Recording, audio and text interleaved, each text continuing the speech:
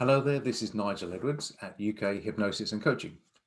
Now, the unconscious mind is where I work with you quite a bit, but to have a better understanding of it is really helpful to prevent you having unnecessary, unwanted, irrational thoughts, anxious thoughts, anxiety attacks, or even panic attacks.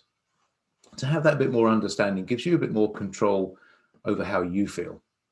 Now, your unconscious mind is there to keep you safe, well, and protected. And it learns through all the experiences that you have during your life. And you add to that with everything you do each day. It adds by experiences of what went wrong, what was good. And that's there to help you with a positive intention. But we also have this inbuilt part of us that is this animal instinct that's kind of come through the evolution of mankind. So way back, human beings were exposed to a lot more dangers, and that's why being groups in a tribe was safety for us. And being part of that tribe meant that we were protected from other tribes or predators. And our unconscious mind is always looking out for things that might be a threat to us. So that's why you're always alert to something that might go wrong. Now, just as an example here, if you were caveman or cavewoman walking along your path to your maybe a bush of berries that you quite liked, and on this particular day you're walking along there, and your body's all in normal states of rest and digest, but you see in the distance a saber-toothed tiger. What happens to your body immediately is it goes into this panic mode.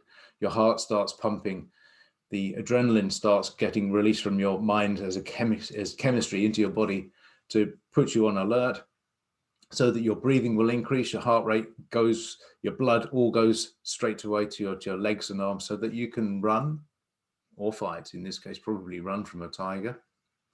But what else happens? Because all that energy is required to do that, it's going to have to downgrade some things.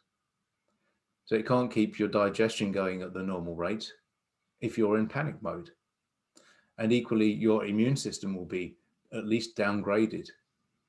Because if there's a bacterial infection being fought in your body at that moment in time and the tiger gets you, it's his problem, not yours.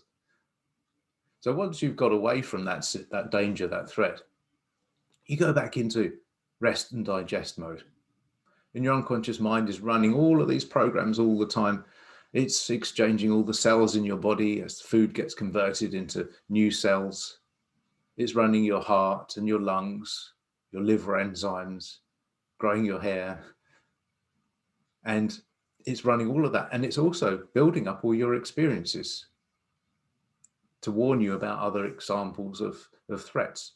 So once you've had that experience with that tiger, your mind is going to be active, watching for pattern matches. So the next time you're walking along a path like that one, the same path or something similar, or something about that scene resembles that moment in time before, your unconscious mind's going to be looking for those pattern matches. And if it connects something, it's immediately going to flood your body with the appropriate chemistry to make you start feeling anxious. You might not immediately know why, because it won't say all danger tigers necessarily, but it's going to make you feel anxious. And in this day and age, in this world that we're currently living in with technology, it could be something as simple as somebody says something a bit aggressive to you. It could be somebody cuts you up in traffic, or a computer going wrong. Your mind is creating those stress feelings, and that's going into your body at the same rate. And your body doesn't know the difference between a real threat, an imagined threat, or a scary film, for instance. You feel scared, your body feels scared if you're watching a scary film. So your body is reacting in that stress way as if there is a real threat there. Now, your mind, your conscious mind, your imagination is this massive area of power in your brain. And you can create all sorts of disaster scenarios and make them really feel real. You can imagine what people are saying, what's happening, what if this, what if that, and your mind is actively fueling that with lots of energy. And that's kicking off your fight or flight mechanism again, i.e. things like panic attacks and anxiety attacks can come from just your focus on something negative. So by keeping your focus on things that are positive outcomes, you're much more likely to be able to maintain control over things. Now, going back to this tribal thing as well, the tribe was there to keep us safe, well, and protected. But if you started acting differently, if you were being really weird, what's the tribe going to be thinking? Oh, this person might be a threat, maybe a threat to the hierarchy, maybe just there's something wrong with them. They need to be killed, kicked out, or something like that. So if you're kicked out of your tribe with all this danger around, you might get killed by the tribe itself or another one, or there's predators out there. So what are your chances of survival? They're pretty slim. So your unconscious mind is going to act because of this historic animal instinct, this evolutionary thing. It's going to make you, to the best of its ability, to be normal, whatever your normal is. And by releasing the chemistry into your body to make you feel anxious, if you're doing something different, it keeps you safe. So if you're all of a sudden being very different to your normal self, your body is thinking, oh, hang on a minute, something's going wrong here. We better put some of that chemistry in our body that we're used to. Keep us safe, well, and protected. Don't do anything different. It might be dangerous. So by things like public speaking, you're faced with all of these faces of all of these people. It could appear to be threatening to that animal instinct in you. So therefore, anxious thoughts, anxious chemistry goes into your body so that you react in that way. So it takes a bit of practice and a bit of positive thinking to overcome this sort of thing. And by positive thinking and repetitive thinking, you're creating the new brain structures in your brain, the new pathways of thought. And the human being is a protein making machine. And think of these as neurons in your brain.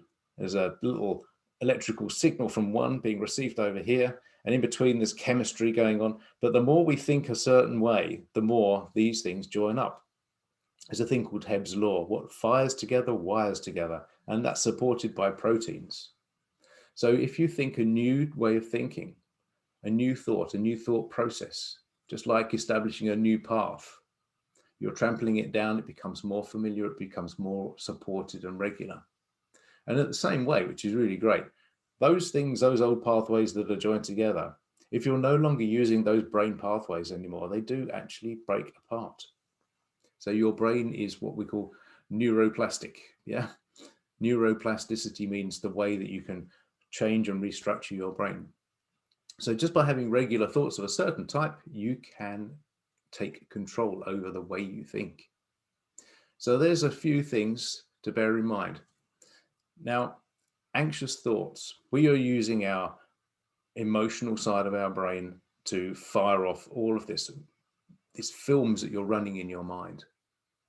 These films, you're adding energy to that part of the sequence by adding lots of color and motion and sound effects in there, just as if it was a film. You feel the same way. Your body can feel scared when you're watching a film, can't it?